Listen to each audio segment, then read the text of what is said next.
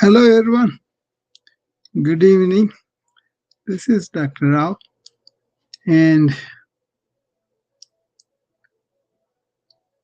I have been busy planning something yesterday and today, and that's about uh, a retreat I'm contemplating. I do these things once in a while, but each time we learn from the previous experience, and I kind of bring in more stuff so that people will be truly uh, help so what it is I was talking to some of these busy executives, company leaders, or physicians, or entrepreneurs at random, right? And then usually they know my emphasis on living well, proactively, and really making those changes in the wellness practices that we have.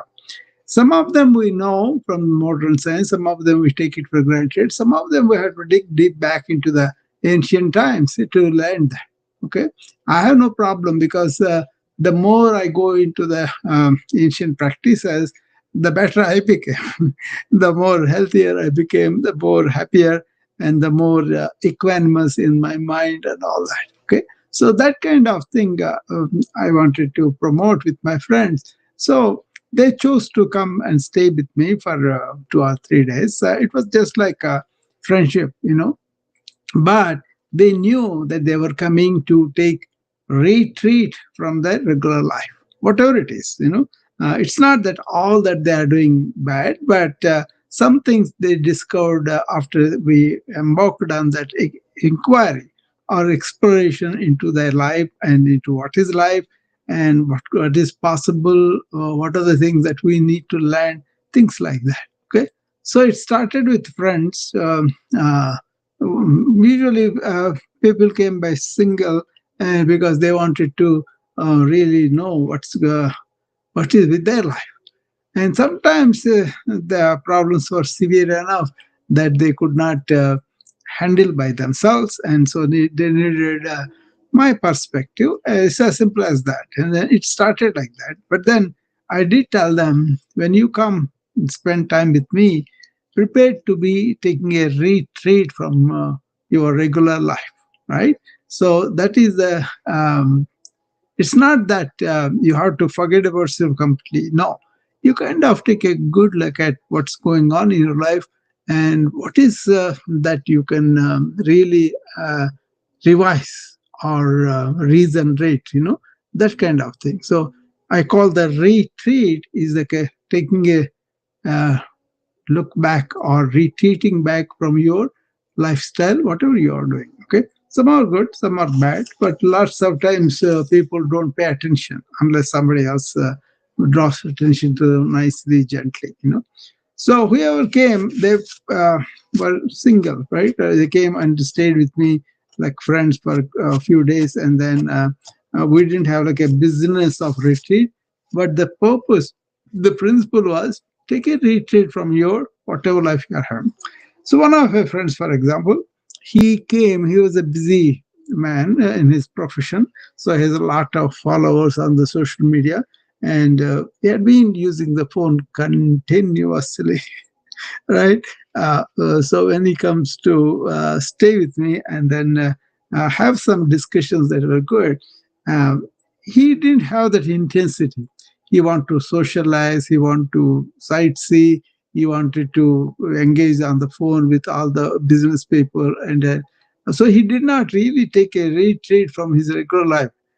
We also enjoyed, we also sightseeing, and we kind of took him around and showed him everything. Chicago is my real favorite town, and I know a lot of spots that are really good there. The lake. I lived there 8 years, so I was very fond of the lake and around. Even downtown also for specific purposes we used to go, and around the suburbs we had a lot of spots that I grown to show it to my mom, my cousin brothers, my relatives, friends who came to visit India from India, to me, and then I took them around in Chicago, and they loved it. So I began to know about it since 1981. I was here, right? So I kind of went to New York and stayed back again. So I know Chicago very well. So he came with the purpose of retreating from his life, but he never really did that. Even though I pointed out gently, he could not stop answering the phone. And that's his problem. When he's at home, he's always having the engagement with the phone to the so much that it really bothered him. And then another person came because he was in grief. He lost his wife, and that he came for that purpose. And I was able to take him along on the discussions on death and dying, and how we react, and what's the burden physiologically, psychologically, and do we really have to go through the grief reaction, or accept it feels okay. You cannot accept just like that the years of bondage, the years of living together. There's so much there, right? But then understanding in that state of what ancients talked about death, talked about dying, talked about is a myth. Death is a myth because we always continue that. All those things really gave us strength, and I really understand death as a natural event, just like birth is. So there's a poem in ancient wisdom. It says, "Whoever takes birth, and necessarily they have to die at some point of the time, and whoever dies will have the birth again." That's the kind of their understanding, their wisdom. But one thing they pointed out was that which is being born, that is which is really dying, is only temporary. But then the the real reason why we have the life, and why we kind of transition from one form to another form, is because the life is permanent. It's all going to be there, maybe in different forms. So that kind of understanding in ancient times gave them a lot of moral or inner resilience, and they were not afraid of death. They were not against that. They kind of eased into it, surrendered into it. But when they lived very well, because they always knew that they're going to pass. Right? They're not going to be here for permanent. So whatever they spent very well in the present, and enjoyed things, and then did things to the um, full. Right? So it's a nice understanding that gives you feel of permanence, and feel of um, accomplishing what you want to accomplish in this life. Really dedicate to that kind of thing. So obviously, it's a big deal for him, because he's really not able to go on with that kind of sadness. Obviously, right? So to be there with him, and to be able to expose things with him, and then let him explore, let him enhance himself, was my experience. So then I said, okay, we should share this more often with people who have these issues of life, or this suffering in life, this kind of uncertainty about themselves. Uh, there's so much more in human life. There's so much potentiality. We could be overcoming these sorrowful things, and then we can also enjoy rest of the life. Lots of times, what it is, I was raised in India, where they make you feel like you are going to be married, and you'll be happy ever after. And then you have a job, and you'll be happy ever after. And it's not so. So there's so much that we go through. We go through the depression, stress, suicide tendencies, and many things like that. And then we kind of want to grope into wherever we can have. But there is a permanent resilience that you could touch upon inside you. There is a way that the ancients explored and showed it to us. But due to whatever reason, too much information, or to think only scientific thing, what is object to me is evident, that kind of mishaps are there. So people ended up really not knowing this enhanced way of a human being, who is calm and quiet in terrible circumstances, and peaceful and harmonious with himself and with the human beings and with the planet, and really living fully every moment of the day, fulfilled, peaceful, joyful, blissful. That is possible. Okay. But we have to understand how do we get used to certain bad habits that destroy the body. And then there are so many ways you can really become neurotic, depressed, anxious, all those mental conditions, right? And there's so much depravity, people don't have enough to go by, and they don't know how to adjust to that and then be happy. So there are so many ways you can enhance yourself as a human being. You could become stronger in the body, flexible in the body, and you can really relieve a lot of tensions, inflammations by knowing what is the correct way to eat and what is the correct way to move and sleep, rest, and also really understand this inner mechanism of our thought and emotions. Okay, this is there in the modern science and ancient wisdom too. So combining them, knowing what is appropriate for us is kind of a wise thing for us, to say the least, or kind of a good thing to know about. Okay, so I intend to run these retreats quite often, maybe once a month or twice a month, or every 3 months. Yeah, we don't know. It depends upon the response we get. We will do that. Okay? So, as I'm really looking into this, I kind of planned for either 1 day or 2 days. I decided on 2 days because people may come at any different stage, right? Some may come just with the physical problems, some may come with psychological problems, mental problems, some may come with adjustment problems, some may come with relationship problems, some may come with education problems, like that. Okay, and I have been current on a lot of things because I want to know.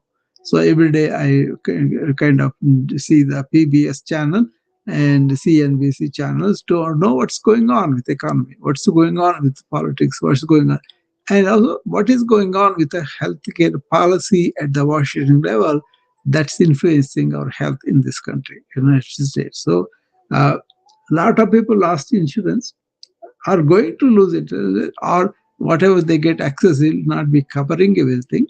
So you'll have to pay a lot from your pocket, and the new technology is going to take away a lot of jobs too. So there are potential real problems in the future. You can see that. So I think it is prudent, it is a wise thing to really take care of ourselves first. Give more attention than normal, right?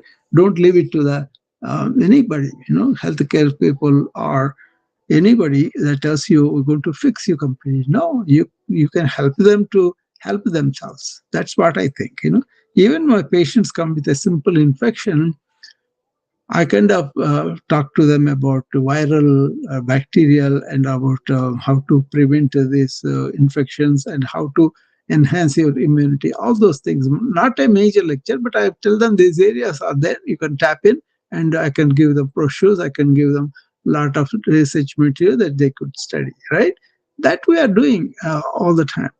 But the healthcare industry as it is revenue based and then sickness based, a lot of people either getting caught after they were not knowing what to do and they just lived their life, and suddenly they end up with some illness that is going to be chronic later on. So all that is because we don't have to be obsessive about our um, you know uh, health and wellness, but we have to be careful about it. We have to be paying attention to it. So, as I said, those two friends who started last year, they both came for specific needs, and then they wanted to retreat from their regular life so that they can pay attention to it, which they did. One of them fixed, the other one could not really retreat because he kept on the phone and still is touch with the regular life every day. Like, I didn't want to be harsh to him, but I allowed him to go from where he is and where he wanted to go. So there's nothing like putting like a perfect thing. It's not that. It is that we can take charge of our health and wellness, not only physical, but also energy wise, but also mental wise, but also your understanding and harmony with the world, all those things.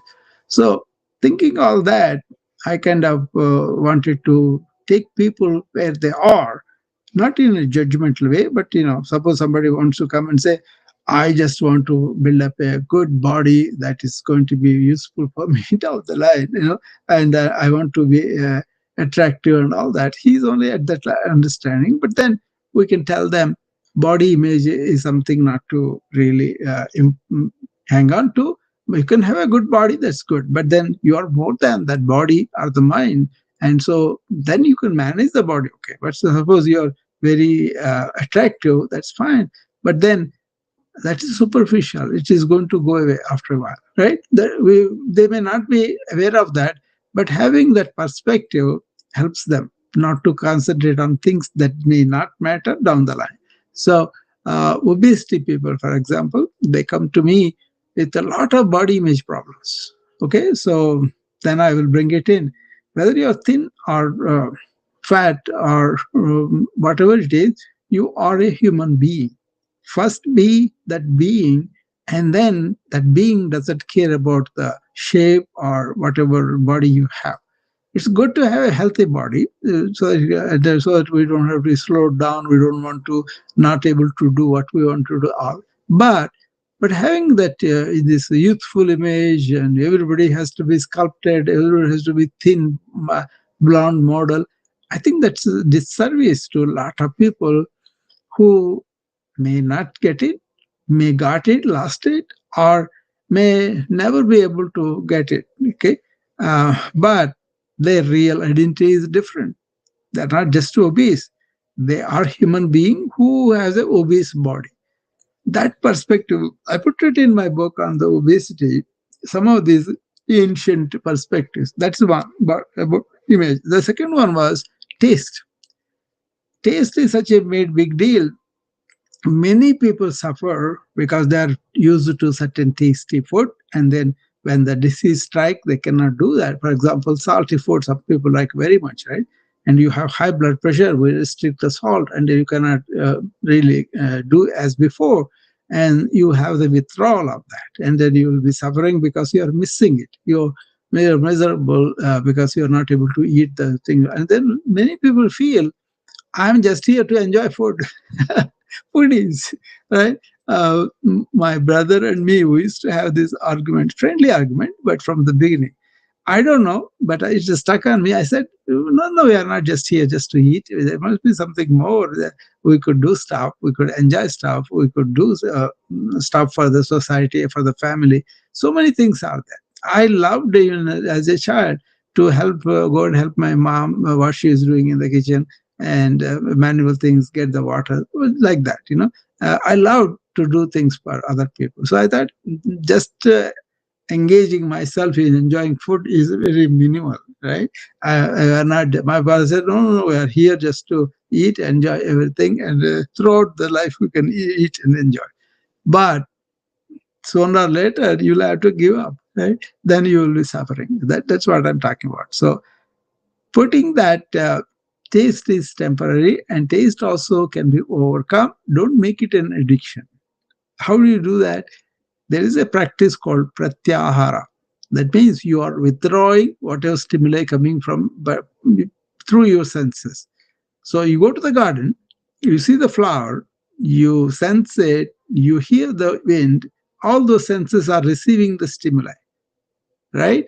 Then you will be completely allowing your sense enjoy that, and later on you enjoy really not receiving the stimuli. Not that you violently do it, but you are so aware, so observant of your contact with the stimuli and your reaction to it, and you are following that entire process, whereby that's not going to be in charge. You are going to be in charge. So the senses are not dictating to you, including the taste. You can enjoy them, but you also know when you can withdraw and don't have to. So there is a great comparison for this in Bhagavad Gita. A tortoise, a turtle, is going on, and suddenly something comes and attaches, immediately withdraws all its limbs into it. Like that, so we get these chances of stimulation by, suppose somebody is tempted by the drink, somebody the smoke, or somebody buys tasty thing, whatever it is. It's not one thing is great, other no. It's the mechanism of how we absorb the stimuli and react to it. But if you don't even observe the stimuli, where is the possibility of reaction? No. So that's something I taught them. So they were not bothered by the missing out on the tasty things because they understood the whole mechanism. It's not easy. It's not easy to do away from me, but then at least they got the material. And then now I am getting more prepared for these kind of retreats, and then I'll be doing one in the middle of January. Let this holidays go because I don't want to disturb people with their holiday plans, and I want them when they come, even one or two people come, I will be fine. So few people come, they should be serious enough to be able to attend all the sessions in the 2 days. So I don't want them to waste time unnecessarily, and I don't want to waste my time unnecessarily either. But the intention is how can we enhance human beings in any part? See, my thing is everybody has a journey. They are at different points of journey. How I can meet them at the point where they are and then show them the ways to enhance that, provided they want to do that. They want to do that, all the guidance, all the everything is shown to them. But if they don't want to do at this particular stage of life, leave them alone. Let them live. Let them come back to it when they are ready for that. Okay. Lots of times when I go deeper and deeper into spiritual inquiry, exploration, the things that are revealed made me now very equanimous to troubles and victories. Right? If I go to some talk, somebody may say, "Oh, you're so wise," so all that, right? At the time, I watch myself. Do I allow my ego to go up or not? The more I'm aware of it, the more the ego is not popping up. Okay, so I'm not looking for comments and all those things. Okay, that's okay. I wanted to say something, I want to share something. That's enough. That is giving without expecting anything in return. Okay, even if they criticize, that's okay. You can take it constructively, and maybe you can look at that and improve yourself.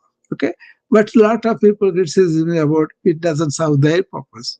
They may not know, and they may just say that. So we can see through all that if you have clarity in your mind, right? So I'm in the United States. I know what is racism, and I see, but I also know what is true American spirit of independence, freedom, and respect, and really being free and open. I have enjoyed Americans like that throughout my career, my patients, my colleagues, and all of that. So it's not that we have to say everybody is like that. Only certain people. Actually, if you are displaying racism, I look at that. Sorry, you are ignorant of things. That's why you are bringing these kind of things into your life. Okay, but when you don't have it, you are embracing everybody. You are richer by that, right? So that's how I look at it. Anyway, so whoever is at whatever stage, physical level, they usually call me because their diabetes out of control and nobody could not control. There was one lady just called in the last 15 days that she was talking to me and suddenly she stopped and then she called again because she was in ICU for 2 days. She was doing everything that they're telling her, but her blood sugar is not getting control. She's taking pills, insulin, diet, and exercise, sleep, and all that. But I kind of saw that she thinks a lot, continuous. Nobody taught her think consciously and stop consciously. That means you are intentionally allowing a thought trickle to run, but not allowing the default network take over. That's not like the machine learning default network we have, and then we build it and allow it to take over and say whatever it wants to say. So, but you can understand that, and you can say, "I'm not my thoughts. Thoughts are happening to me. I am the vast sky like awareness. In that vast sky awareness, thoughts happen. Observe them, follow them, let them come and let them go. You could do that. Then you will enjoy tranquility, serenity, stillness of thought. All these different things are only one thing. Stillness of thought, not by force, but by really understanding how to not to follow every thought and give it a life. If you practice this calm, bringing it down deliberately and staying with your present moment in the morning, in the evening, you are better off. A lot of people don't even know how to do it, don't even care about it, don't even think about it unless they get a problem later on. Now that is getting precipitated because we have so many stimuli coming into us as information deluge, information overload.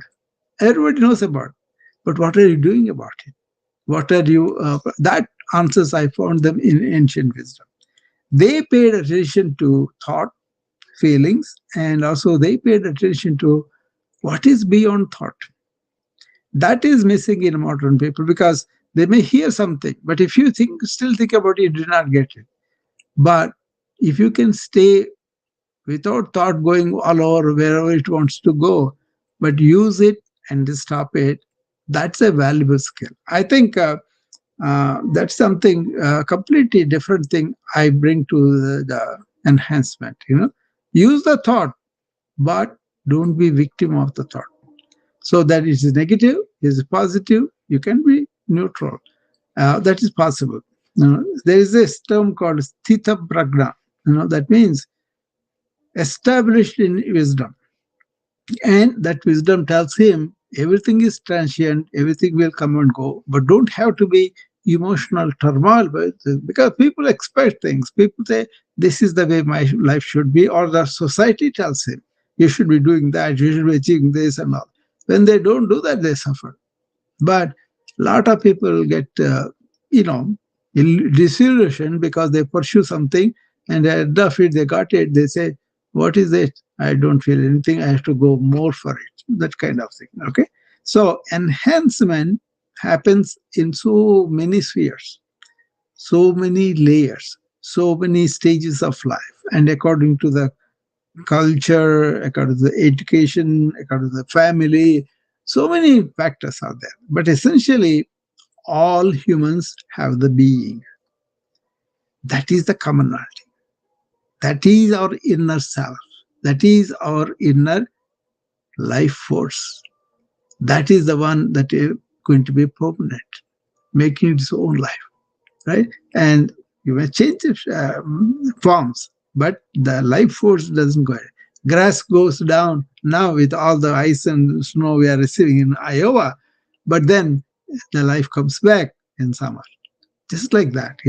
Once you have that understanding that the life we don't know whether rebirth happens right away or later or what are the rules, we don't know. But what we can see is a kid is born and the old man died. That I see every day. The cycle of life, the circle of life. So in that, life is permanent, but we come and live it and then go away, the body mind. But that's not really us. Those are our attributes. So once you have that, so not everybody has this clarity, or they don't have to accept anybody. They can examine and investigate these matters. These are the issues of life, existential issues, we call them.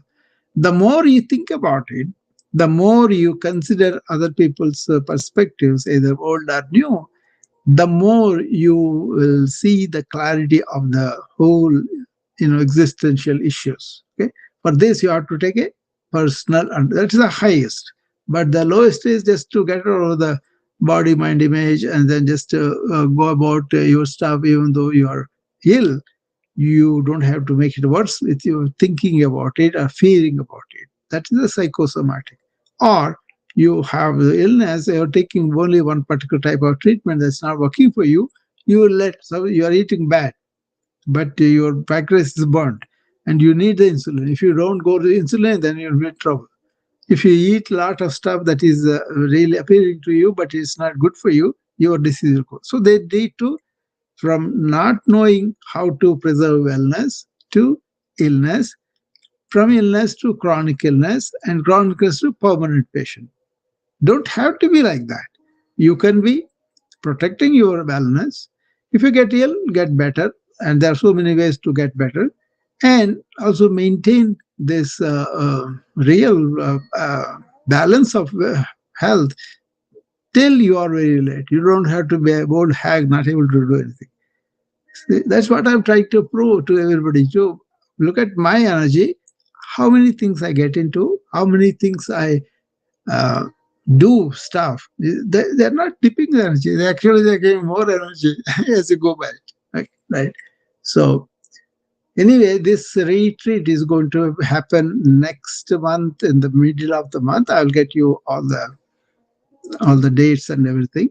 And there are some preliminary PDFs will be sent to you to just help you. But it's all is about your enhancement.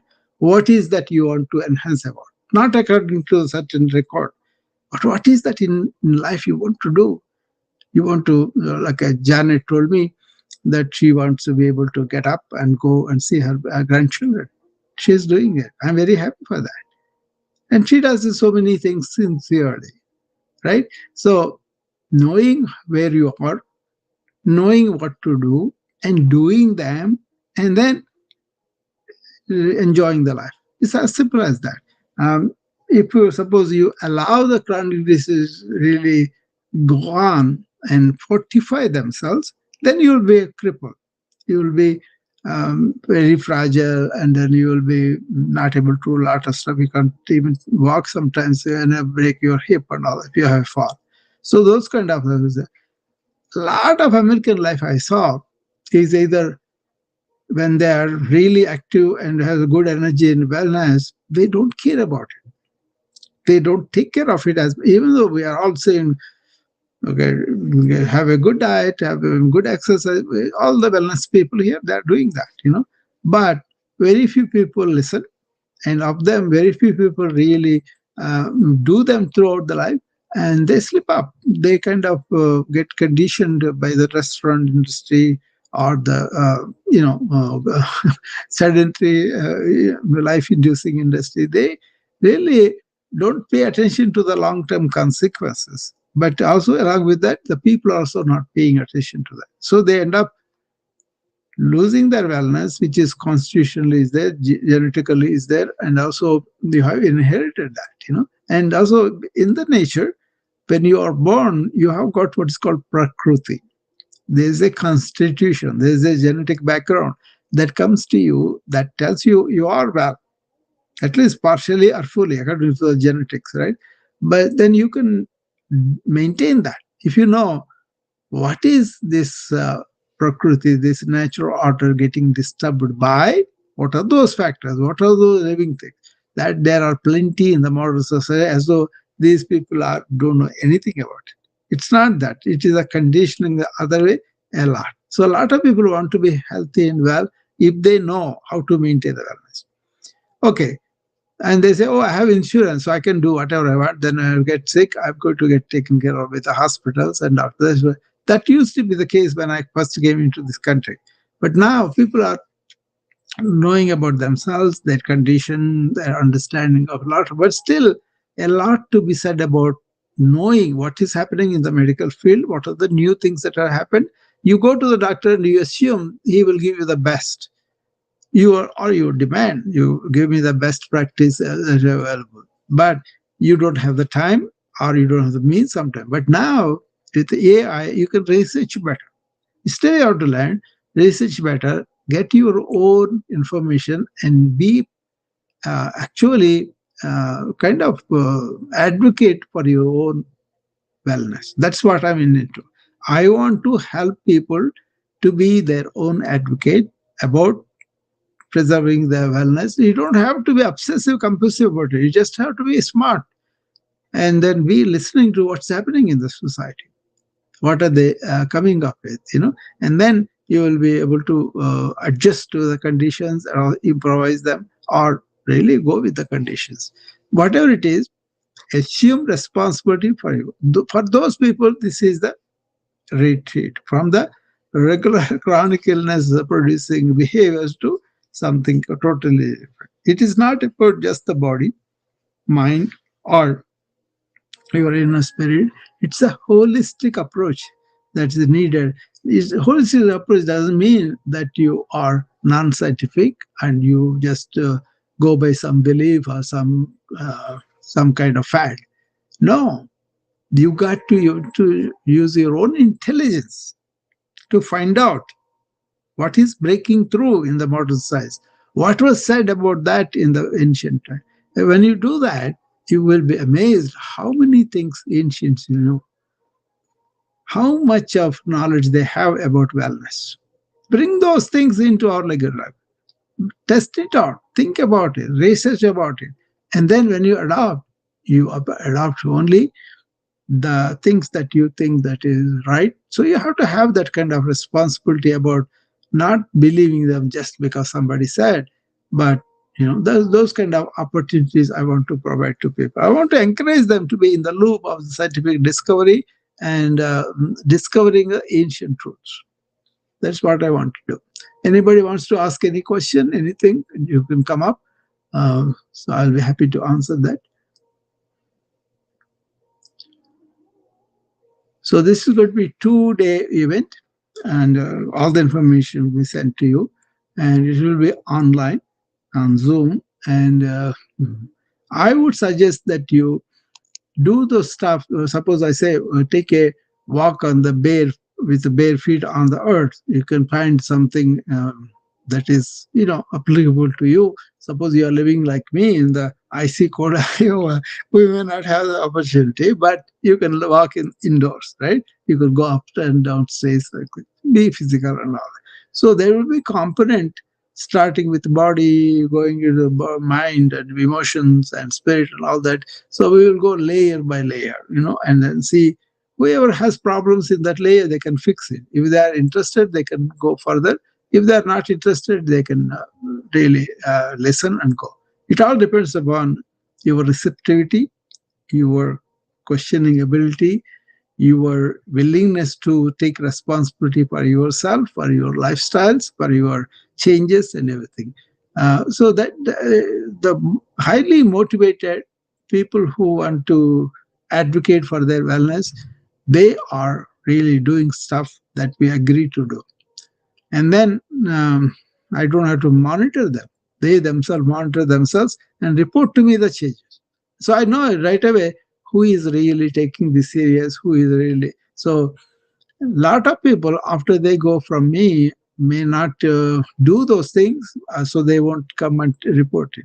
But those people who kind of, suppose I tell them, monitor your blood pressure continuously. They do. And then I have access to that. Okay, like that. So a lot of things happen like that. Okay. So think about it and look for the announcement uh, through this, and then you will be able to uh, make reservations and come. If you are interested, only come. Otherwise, there is no point. It's not a casual entertainment thing. It's not a casual information thing either. It's kind of self-exploring your wellness ways and then doing that. Okay.